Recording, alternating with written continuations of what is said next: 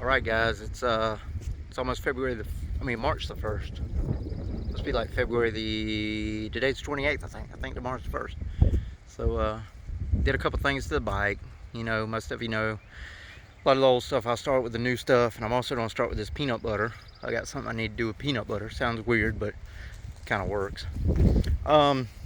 This is my newest addition right here. These are Kawasaki pegs. Those are switchblades. Yeah, they're called switchblades. I'm not sure the part number for the switchblades. But they're switchblades and the Kawasaki Longhorns. Those are genuine Kawasaki parts. You know, before I had the knockoff Chinese stuff. This is genuine. And the knockoff kind of worked for me. Of course, I had to wrap it up a little bit to get it tight and do this and that. Kawasaki is no doubt the leader when it comes to good clamps, because this thing is not moving. Okay, these clamps, they've got extra parts in there that the Chinese didn't do, and these work. And you know, they're a little bit more money.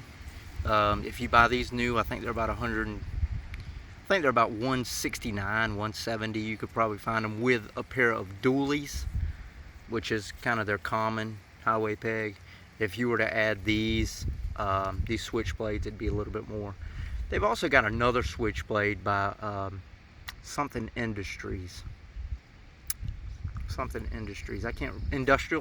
I think, is their other line.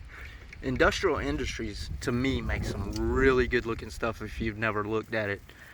They've got mirrors, they've got the boards, they've got the brake covers, they've got the highway pegs, they've got it all, and they all match, and it gives you a good uniform look, and it's really a good look. I really like it, but I didn't go that way because I actually bought this used on eBay. These, I got a pretty good deal on them. Like I said, new with the dually peg, you're probably looking about $169, but worth it. But again, look on eBay. Just type in the used market and click on make an offer. People that are looking for people to make offers. You know, sometimes you'll be surprised at what somebody will sell something for. So that's, we'll start there. That's probably about the only addition that came on this bike that I've done lately. So now let's talk about the peanut butter kick. I don't know if y'all can see this through the camera, but there's a little bit of discoloration in this thing. And as you can tell, I can't get it off. Peanut butter is a great tool. It's a great tool for some things. If it comes to black and vinyl. I got a little bit of trash in my peanut butter now. Let me see if I can get rid of it. We got rid of it. Okay, so let's rub this in. I should have brought an extra paper towel so I could wipe it off better. But peanut butter has got oil in it that is great for rejuvenating plastic. This stuff will work miracles on any of your faded black vinyl that's on your trucks, your cars. And I probably got too much on this, but we'll rub it in pretty good. It's almost like a rubbing compound, but again, it's got that oil, peanut oil. If you're allergic to peanut butter, probably not a good thing to utilize. But if you're not allergic to peanut butter, you are going to be okay. If you are allergic to peanut butter, go find somebody else for you. A lot of people are allergic to peanut butter. It's a weird thing. Peanut allergies. Alright, so I'm going to stop right there, and hopefully I've got enough paper towel to get all this off, because it's a little bit more than I planned for. Black's really what you want it for, but I did just use some stuff on this bike that we'll try it on chrome. I hope no dog or anything just finds me and wants to eat me. Go to the mountains, you might find a bear that wants to eat you if you use this. Who knows? But we'll use it in different spots. Floorboards, if they've turned colors, it'd probably work pretty well on floorboards as well. All right, I'm gonna pause this because I think I need another paper towel on this gig. Alright guys, made it back. Got the good old shop paper towel. I'll wipe that down a little bit. My wheel was looking really bad. I washed the bike yesterday, but I didn't wash the wheels. So I actually used tough foam on my wheels. First time I ever did that, but tough foam's really typically for carpets.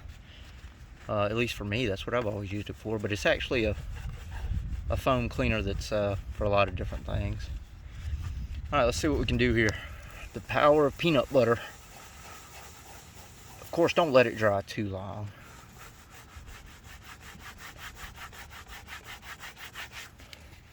Get it off while it's wet.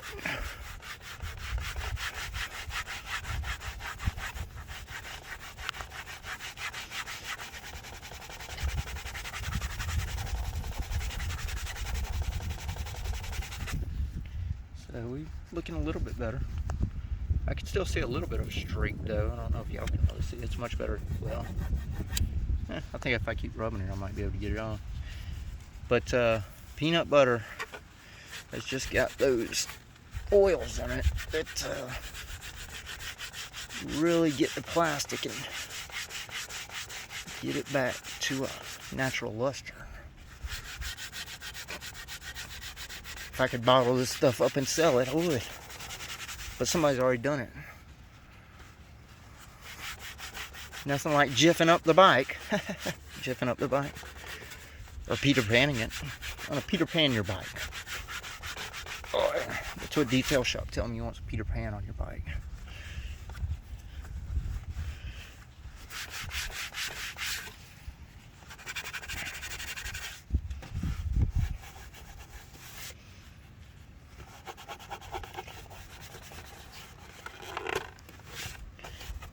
Ladies and gentlemen, I think that is about a done deal right there.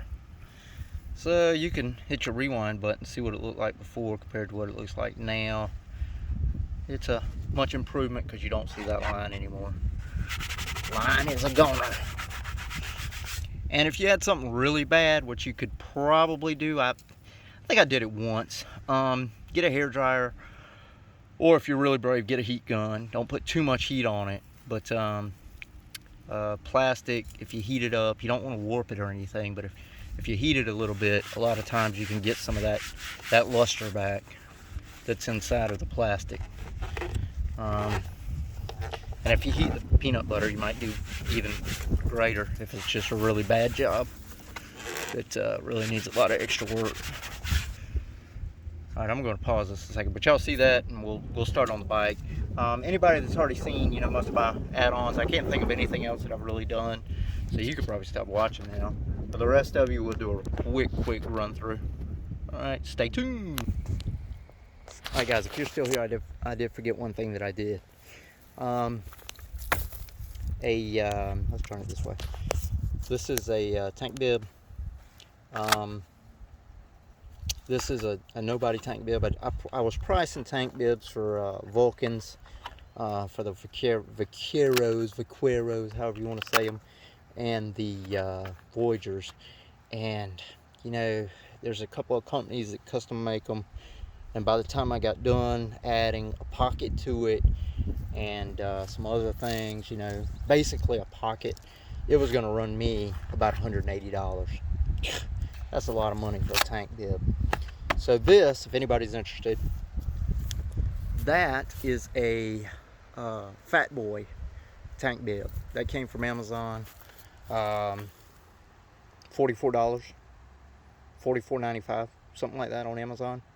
I'll tell you right now, it's not made in the USA. Like anything else in America, it's not made in the USA. It ships directly from China. It'll probably take you about 3 weeks to receive it. But if you're willing to put a hole and a hole, those two spots is where those two spots are where I mounted it. The bib comes with a hole, factory hole here and a factory hole here. It also has a factory hole right down here where your chrome trim actually attaches to your tank. So you can use your factory bolt down at the bottom if you want to mount it like I did. You'll be good on the bottom. Top, take, let's make about a 4mm, 3mm, 4mm hole somewhere along in there. And I think these are 4mm bolts, and they're very short bolts. Just drop them in, and you're just going through the plastic. You're not going into your tank, just going through the plastic chrome trim. And it's not going anywhere. It's there for good. So I did that. One more thing that I did, a lot of you know I have an Amazon radio. So now that I've got this tank bib, I went out and I bought this microphone. It's about 14 bucks maybe. You might be able to find it cheaper, but I think I paid 14. This is a mic. It's got a holder, and the mic will slide right into it. In my past, I had a microphone right up there. I believe you could see it right there. Around this area is where I had my mic installed. If I'm doing Alexa, I want directions for, give me directions to go to. Alexa, play blah blah blah. I want to hear this song, Alexa. Alexa, blah blah blah. If you're going down the interstate and you're trying to say that, Alexa's not going to get it. It's too much wind noise. So that's kind of the reason that I disconnected this one, got rid of it, and we're going with this one. And you can see I've got a lot of tail. And the reason I've got a lot of tail is so that I can lift it up and get it very close to my face and say what I want to say. Lean down maybe a little to cut out some of the wind noise. And you know what? I don't have to stop to tell Alexa what I want to do. So anybody interested in that, it's a pretty good 3.5mm plug-in. And so far it's worked pretty well for me. I do plan to mount the holder. I'm thinking I'm just going to drop the holder right along in here, so that on sunny days, come here little buddy, on sunny days I could just leave it out. If I mount it right there, and I can hide it, you know, on rainy days. So that's kind of the plan. But just to let y'all know, hey, again, the tank bib, I mean, good quality in my opinion. You could probably fit a little pair of sunglasses in there. It goes about that deep. So you got probably good, I don't know, 5 or so inches. There's actually a little bit more. It probably goes about that deep. But my seat actually stops it because of the way I mounted it. So if you really needed a little deeper, and you pulled it up a little, you get a little bit more room out of it. But that's kind of a profile shot of it right there. You could still see the chrome up under it. If you wanted to heat this and kind of bend it down, you probably could. Or if you just wanted to put some Velcro on that side and stick it down, you know, it would look like it belonged there for sure. Okay, now everybody can stop watching that's seen most of the other stuff, because this is going to be quick. I've already taken up a lot of your time. Okay, so let's start at the beginning. Of course, we got the air horns. Got 2 of them. You know what? Say $20 to $30 a piece. If you really look, you can find some cheaper. I think every air horn on the market that is a certain size is made probably in the same factory. I said it. So if you can find some that are really cheap, it's probably, I'm 90% confident, it's the same air horn. It came straight from China. Okay, relays and things like that might be a little different story. The compressor, it may be a little different story. So those are the only differences. Okay. Of course, we got the HD front wheel, the Enforcer. That's a 19 that you're looking at right there. It's been good. Got another video on the wheel. Very easy to do. You need new spacers, and you need a machine shop to take some off of your mounts. Okay, it's going to be 1/8 of an inch off of each one of these mounts for this caliper. Not caliper, for this rotor. The reason is the rotor needs to line up with your caliper. Okay, that's the whole reason that you have to take a little off. If you don't take it off, your rotor is not going to fit. Okay, that's all. And then the spacers. Somebody on eBay could probably make you the spacers, or a machine shop can make you the spacers. And as far as machining the 1/8 off of each spot, of course a machine shop can do that. I got charged roughly $100 to do it, to machine it. Turn signals. These are not factory. This is a Kawasaki product. Got Got another video on these. Y'all don't have to look because I can't think of exactly what they call these things. This is not the Voyager turn signal housing either. That is a Nomad 1600 housing. The Voyager housing is too large for something like this. The Voyager houser is very custom. It is larger than any other signal that you're going to find. It's larger than the Vaquero signal. These are Nomads, okay? It will fit up with the bar just fine. The key is to make sure when you're buying, you get one that has a bolt on the back. Most of them have a screw, a Phillips screw, that will attach it to this bar. If you're looking to keep your bar, that is the key, okay? Halos, those are Kuryakin item. I mean, not a Kuryakin item, scratch that. Those are an Amazon item. Just look for, if you want some just like mine that you've seen in some other videos, look for Demon Eye 4.5 inch. You're gonna come across it. We've already been through the switchblades. We got the Kenwood radio with Alexa. Recently, I got this phone. This is more of an industrial type phone. I don't use it as a phone at all. I purchased this as strictly a tablet type item. Roughly $100. See if Blackview is the name of the company that makes it. You look up Blackview on Amazon, you'll come across it. They use Android. I think you can hook this phone up with Sprint, maybe, or AT&T, maybe. But I know for factual, you can't do Verizon. They don't do Verizon at all. So it's a good phone for what I want it for, which is strictly Google Maps and Amazon and Bluetooth things that I can use with the radio. That way I just drop this here. I don't have anything to worry about. Pouches, you can see I've got mine stuffed up here. The reason I've got them stuffed, I can see the gauges. If you don't stuff them, this is what you're gonna get. They're gonna hang low. And it's not the end of the world because you can just lift them up if you wanted to see something. But you can also stuff them and you'd be able to see the gauges, no problem. These are a Harley product, of course. XMT Moto, maybe. That might be who made them. Seems like they were about $34, $39, somewhere in that range. Amazon. Man, Amazon got a lot of money for them, which is fine. Mirrors, Amazon. I'm not sure the name. I've got another video on the mirrors that I specifically did because I really like those mirrors. Look it up. JBL GTO 6.5's not marine. Good sounding speaker. I like them.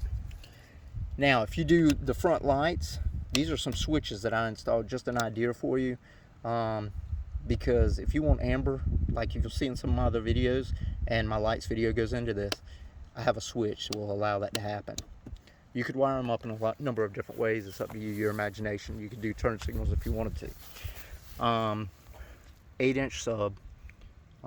Anybody that wants to do this, if you did an air kit, a big air kit on the other side, you're gonna lose this side, okay? This is gonna be an empty hole, okay? If you did a big air kit, you'll learn this is gonna be empty. Of course, you could put anything you want over here. I decided I was gonna put a subwoofer. This is a fiberglass part. That's all fiberglass. There's actually plastic on the front, to be honest with you, with fiberglass on the sides for the most part. I used the stock plastic air filter. Okay, I used that. No chrome, no center chrome. I just fiberglassed on top of the plastic. And it's screwed down in there also for extra security. So I don't have to worry, about it going anywhere. The sub is not waterproof. It's not marine. That is a cheap MB Quartz 8-inch sub. It's a dual voice coil sub.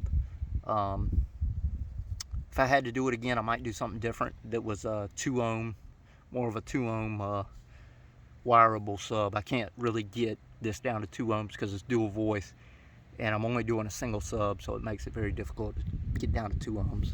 So it's running at 4 now. But with a 2 ohm sub, you'd get a lot more boom, boom, boom than what I'm getting, which I can't complain because it sounds pretty decent. We just did the peanut butter trick. It's been a little while now, and as y'all can see, it wasn't a figment of your imagination. That actually looks much better so it wasn't made up. Floorboards, flame boards. Off the top of my head, I'm gonna guess that they are 7025 Kuryakin, part number 7025. That is my guess. Kuryakin flame boards, they fit nomads, they fit some other applications. They've got a lot of applications that they actually fit. So if you look them up, you can't find them maybe. Look at some of the different applications they fit, look it up that way.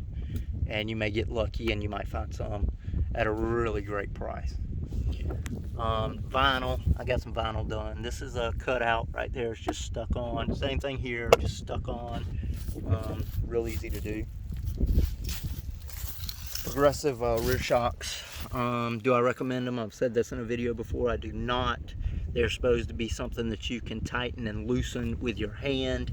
As you can see, I've got scratches all over mine because I am using an oil filter clamp style wrench whenever I need to adjust them. So in my opinion, Progressive was a big time failure with their rear shocks in that design. Great idea, terrible product, but great idea. But even if they would have worked like really well, they would have had to been super easy to turn because you got the bag in the way. I mean, you kind of, you're limited with what you can do with it. I mean, you know, you can't really bear claw it or anything. Let's keep on rolling, people. Okay, as I've said before, I've got these Kuryakin, this is a Kuryakin style brake light. I bought a bunch of them. I got a really good deal on some. I've got it set up as a run, turn, and signal light. It comes with a dual contact bulb, which is pretty much people run and brake or run and signal, you know. I wanted to add brake light to it. So what I did is used a trailer module. You don't have to spend a lot of money on these modules. You go to Amazon, look for I used a CURT, C-U-R-T. They're big in the trailer, you know, industry with hitches and electronics for wiring. But look that up. It's a CURT trailer brake module. And just look for one that goes from 2 wires to 3 wires. What you're trying to do is take your run wire, your brake wire. No, I'll take that back. Stop that. Forget I said that. What you're looking for is your brake wire, your left turn signal, and your right turn signal. Okay, so it's going to be 3 wires, okay, going into the module.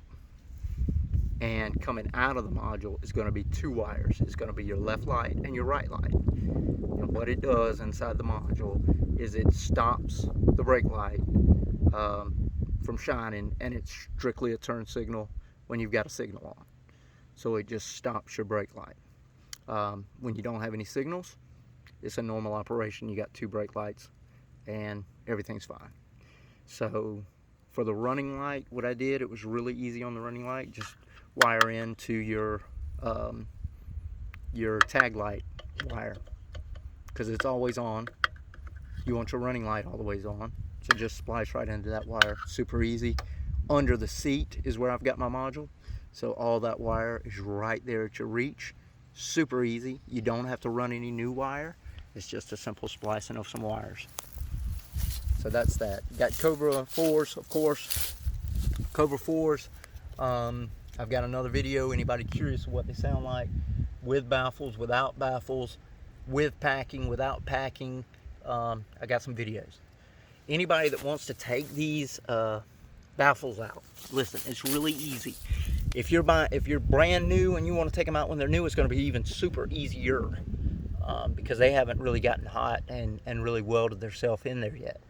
But there's a bolt here. There's a bolt on the bottom. It's an Allen head. I'm thinking it's probably like a 4mm or so. Pop those out, and what it does is this comes off the tip. The tip is actually attached to the baffle. Okay, there's 4 bolts that actually hold that baffle onto the tips, so it's all one piece. So what I did, I probably had 5,000-6,000 miles on my pipes when I did this.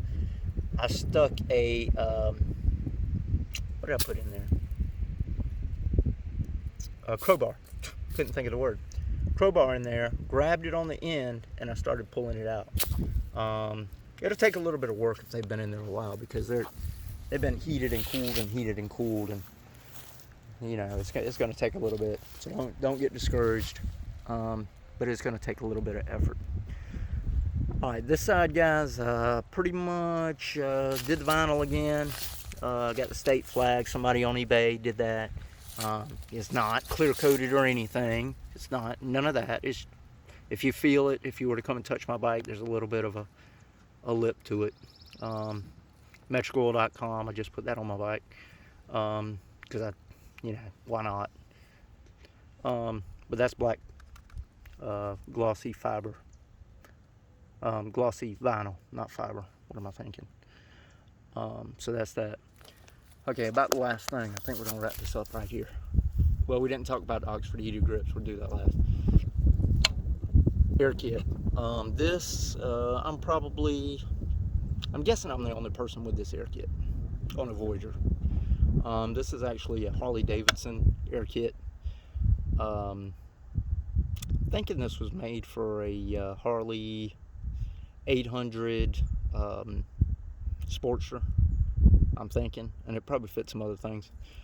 The key with these air kits is they're all pretty much the same size as far as what you see here.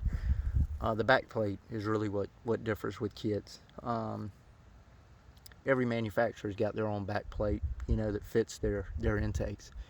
So what I did, I bought this, it's about $109 on Amazon, of course, because that's the only place I shop, Amazon. $109 for the kit, comes with the filter, comes complete. This part right here is the back plate that I used. Of course it comes with a back plate, but the back plate it comes with, of course, is not going to fit our bike. It fits a Harley. So I went to a machine shop. I said, hey, I need this done. They put me a back plate together and a spacer to go in between there. The spacer, I think I did 1 inch for a spacer block. They machined that up for me in aluminum, and they put this this cover plate, this back cover plate, aluminum again, 1/8 of an inch, I believe it is aluminum. They did that for me, and it's worked out pretty well. Of course, this plate, you could get it cut any way you wanted to. You just tell your machine shop, hey, I'd like to get it just round. I just strictly want it to fit this air filter. They can do that. You say, hey, I want it to be thicker aluminum so it looks more like, you know, what came with it. I want you to copy exactly what was on there before. They can do all that. They're just going to cut some holes in it, drill you some holes so you can mount it. That's it. But I did this as this oval because that's basically the shape that came off. And the reason I did it that way is right back here there's wiring. Right back here there's a gray box. And if you look at other people with aftermarket air filters, you'll see it. It shows, you know, it's just an eyesore to me. So my goal was to not have to see that. Just like this air hose that I've got capped off right here. I just noticed I see that. I don't want to see that. So let's hide that again. Stuff that in there. I don't know why he showed up. So the wiring, it's hidden. There's another gray box right back here. If you ever look at people that have done air kits, you'll see right back here is a huge gray wiring box. I don't have to see it. It's hidden. So that's really the reason I did that cover. Another thing, it's possible that because of this cover, possible that maybe I pull a little bit more cool air. I'm not pulling as much hot air. I'm not going to say that's true. I'm saying that's a possibility. So it might be a little bit cooler air going into the bike than hot air. Oxford heated grips, love them. Love them, love them, love them. About $100. Great grip. Tell you what I did to mount them. This is zip tied. If you look right back here, you'll see a zip tie right about where my finger is. A zip tie number 2. I used the products they sent, and I decided I was just going to zip tie it. And that's what I did. It's been that way forever, and it looks good and it performs well. TPMS, it's a must for me. I must know what's going on with my tire pressure while I'm riding. I had a flat tire once and I crashed, and from that day on I had a tire pressure monitoring system.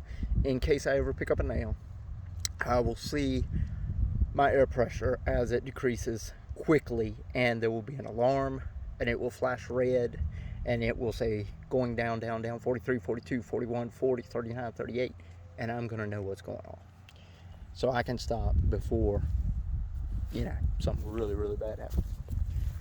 All right, so that's it, guys. This is the bike. Oh shoot, windshield. Clockworks makes a windshield. Let me assure you, this is not a $200 Clockworks windshield. It is not. This is a wave windshield. It's got a wave right there, straight wave down, so it is a wave shield. That is a 10-inch wave windshield. Smoked. Amazon, Amazika is actually who makes it. If you look on eBay, they have some as well. It'll probably save you maybe $2 compared to Amazon. They're made for a Harley. Just look up Harley Davidson wave windshield and you're gonna find these. Now the key is, when you get it, they are made for a Harley. They will have a center hole that is going to work well for you. That is all that is going to work well for you. Nothing else is going to work. There is going to be plastic on this shield that goes down kind of like this with a lip, and it's going to be too long to fit. The other side is going to be the same way. There's going to be plastic come down. It's not going to fit. Your holes are not going to line up. Here's what I suggest. Take it, put it up here, get that center line lined up. See where that extra plastic is. Get a marker, mark it out. Mark it out. Cut that off. Okay? You could use a hacksaw. The good thing about the Voyager is we've got this chrome trim. Okay? So you have no idea what my windshield looks like behind this chrome trim. It could be hacked up beyond belief. But guess what? It still holds extremely well. Okay, this is plastic. Okay, you can do anything in the world with plastic. Okay, so cut. Okay, you got it cut. Come back, mount it up again. Now what you want to do, maybe you put some blue tape on it, put a mark. This is where I'm going to need a hole. This is where I'm going to need a hole. This for number 3 and this for number 4. Take your drill, your handy dandy drill, drill your holes, and bada bing, bada boom, slap it on there, bolt it down. Should fit pretty well, okay? But the name of the game is just get the holes in the right spot. Just make sure you put the marks where you want them. But the center hole, it's gonna work okay. No problems with it. If you really don't like this part that sticks out, I like it. It doesn't bother me. Keeps even a little bit more wind off of me if I want it. If you didn't like that, bzzz, cut it straight. Get a little bit of sandpaper, sand it down. Good to go. But it's much better than a $200 windshield. Again, 25 bucks, 23 bucks probably on eBay. Okay, man, I'm sharing all my tips with y'all. All right, so I hope that helps. Sorry it took so long again. www.MEtricoil.com. If you need any oil, please come see me. www.MEtricoil.com. Got oil, got transmission fluid for cars, got oil for cars, got oil for motorcycles, tractors. Just used some brake fluid recently. Pretty happy with it. I just ordered some coolant to flush my radiator. You know, hey, Amazon, I mean, not Amazon, MEtricoil, AMSOIL. AMSOIL's got it. All right, guys, get out there and ride. Looks like the weather's starting to change, getting a little warmer. Appreciate you watching. Bye.